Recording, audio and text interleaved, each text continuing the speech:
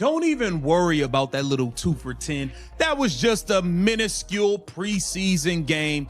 The GOAT is getting it right.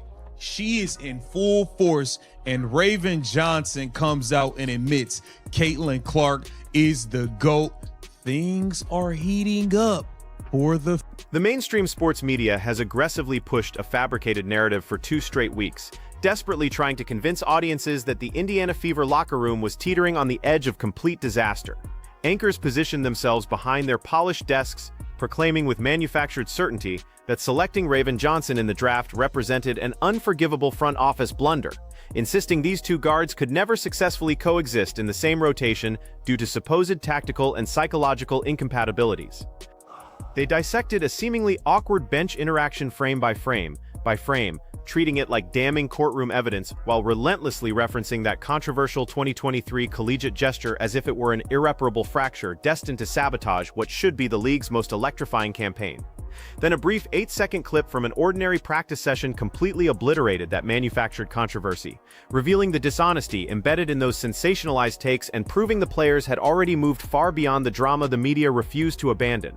Welcome back to WNBA Pro, your destination for ruthlessly honest, deeply intelligent basketball discourse that refuses to pander to algorithm-driven sensationalism or lazy hot takes designed solely for engagement metrics.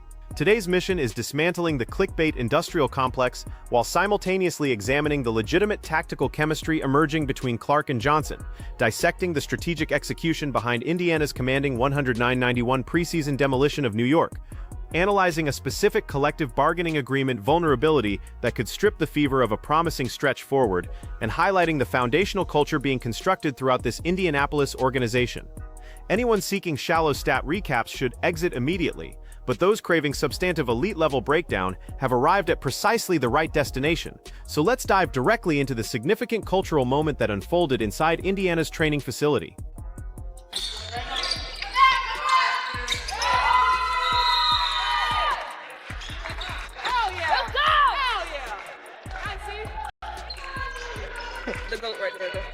Study this unfiltered practice clip with genuine attention to detail. Clark positions herself beyond the 3-point arc, executes 2 deliberate dribbles that manipulate the defensive structure, elevates from an audacious distance, and drains a contested jumper with effortless precision.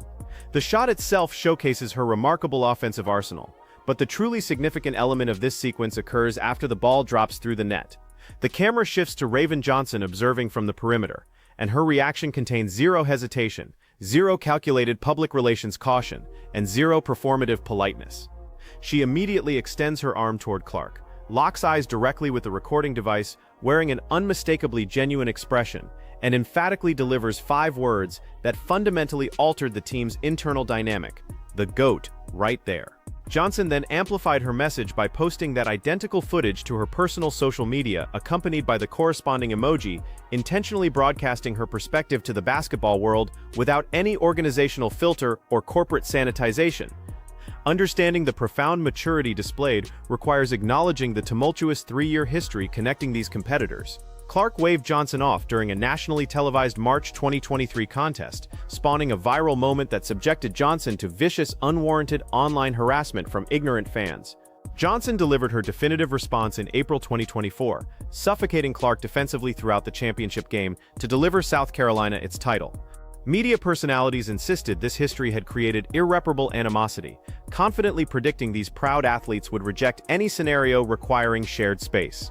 Instead, Johnson walked into her professional environment, completely abandoned her collegiate rivalries, and publicly celebrated her teammates' exceptional talent without reservation or qualifications. This wasn't choreographed brand management orchestrated by team publicists, but rather authentic emotional intelligence from a young professional who understands team success supersedes individual ego. When your incoming point guard voluntarily acknowledges the established hierarchy with genuine enthusiasm, you eliminate destructive internal competition and create conditions for seamless tactical cooperation. This psychological foundation translated directly into dominant court performance when that chemistry manifested during Indiana's analytically impressive preseason statement against the reigning Eastern Conference champion New York Liberty. New York arrived at Barclays Center planning to deploy their overwhelming size advantage, specifically Honshu's 7-foot presence combined with Breanna Stewart's versatile length, to systematically disrupt Indiana's half-court offensive structure. Liberty coach Sandy Brondello designed an aggressive trapping scheme targeting Clark 30 feet beyond the basket, gambling that forcing the ball from her hands would create panic throughout Indiana's supporting cast and generate easy transition opportunities. That calculation proved disastrously incorrect, and Raven Johnson was the primary architect of New York's strategic collapse. Why? Okay, we don't know what Stephanie White's vision is. We don't know what her motive is. We don't know if she's going to try to use Raven Johnson against Caitlin Clark in some weird way. Okay, even though talent-wise, it's not even a conversation. But with Stephanie White, Tahira McCowan's injury absence thrust Raven Johnson into 17 high-pressure minutes against battle-tested championship guards, and she responded with a performance demonstrating sophisticated offensive orchestration far beyond typical rookie capabilities. Johnson's final stat line of 6 points, 2 blocks, 1 steal, and 8 assists against 0 turnovers reflects clinical execution, but the truly impressive element was how she manufactured that 8-to-0 assist-to-turnover ratio against New York's chaotic defensive pressure. New York's aggressive traps on Clark mathematically created 4-on-3 advantages on the weak side, but exploiting numerical advantages requires secondary creators with exceptional spatial recognition and instant decision-making capacity. Johnson operated with veteran composure, catching swing passes and immediately identifying the correct read before defenses could rotate, delivering precisely timed passes into the shooting pockets of Mitchell and Cunningham, rather than forcing difficult attempts against Hanju's rim protection. She accelerated transition pace relentlessly, forcing New York's larger forwards into exhausting full-court sprints that steadily drained their defensive energy. By commanding primary playmaking responsibilities during these possessions, Johnson transformed Clark into the most dangerous off-ball threat in women's basketball, allowing her to operate through screens and catch passes already in attacking positions rather than exhausting energy battling full-court defensive harassment. This represents championship-level offensive architecture. When Johnson efficiently manages ball security and pressure navigation, Clark conserves physical resources while terrorizing defenses through constant movement, creating geometric nightmares for opponents tracking her relocations while simultaneously defending Johnson's downhill penetration.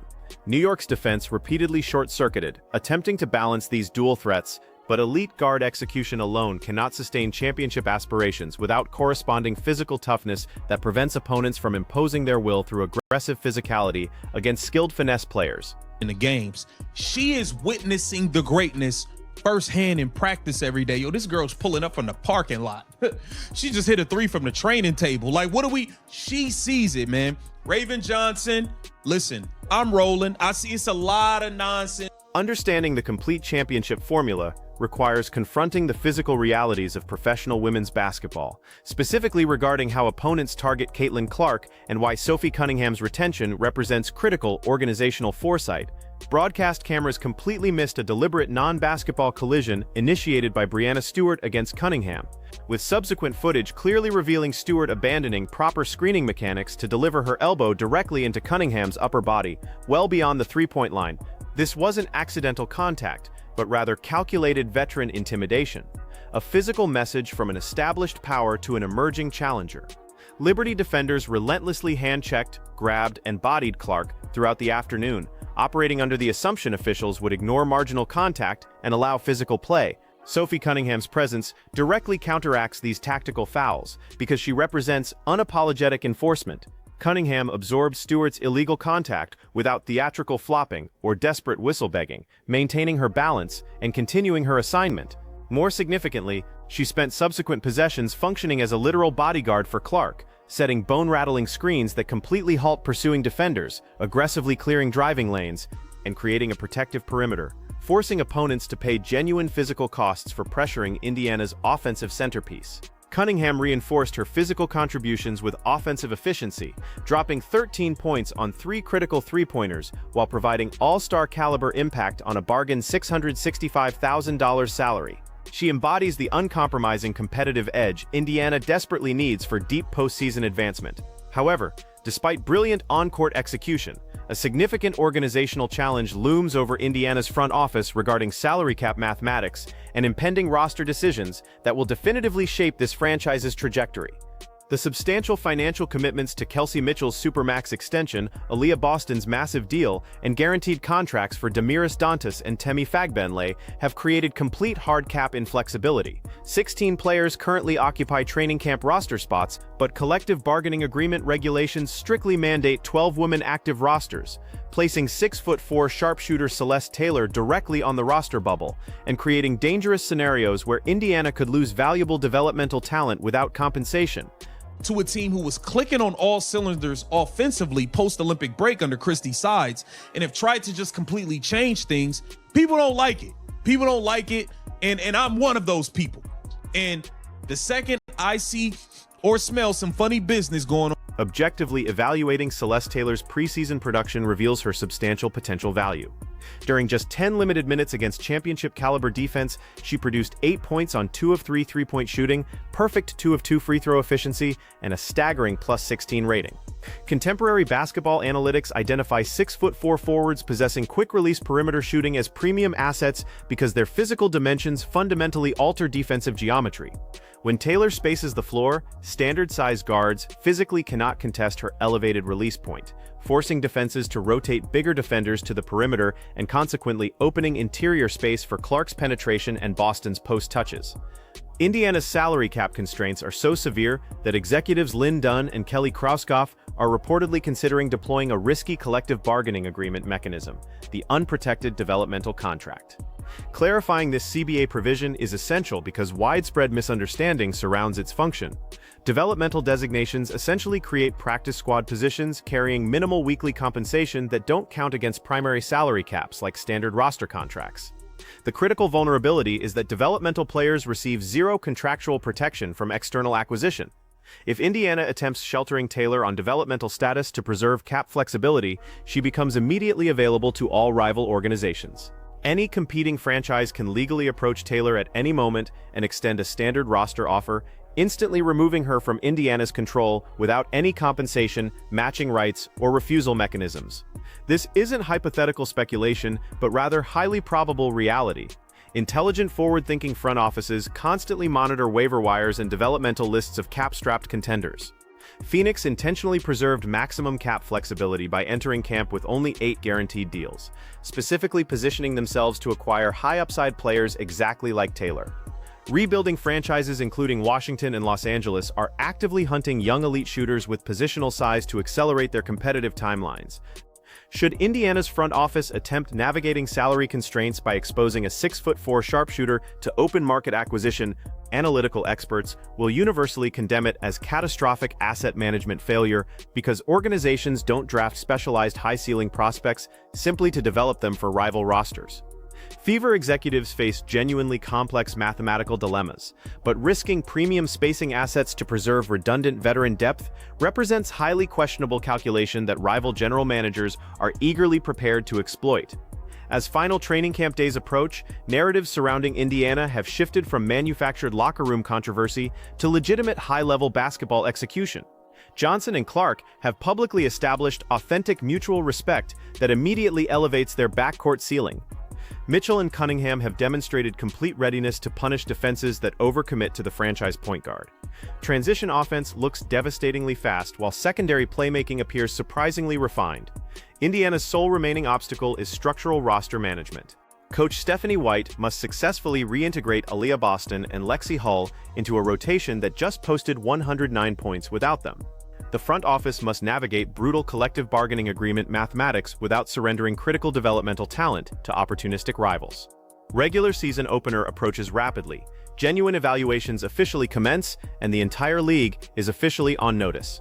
Massive appreciation extends to our dedicated channel members Sarah, Mark, and David, whose continued financial support and commitment to elite, uncompromising tactical analysis makes this comprehensive documentary content possible. You clearly understand the distinction between casual media noise and genuine basketball breakdown. Subscribe immediately if you value objective, high-level WNBA analysis. Drop your predictions in the comments. Will Raven Johnson's elite playmaking officially secure her starting role? Can Fever Management find mathematical pathways protecting Celeste Taylor? Hit notifications because the next preseason matchup against Dallas arrives within days. Final roster decisions loom, and we're covering every single angle of this unprecedented WNBA season.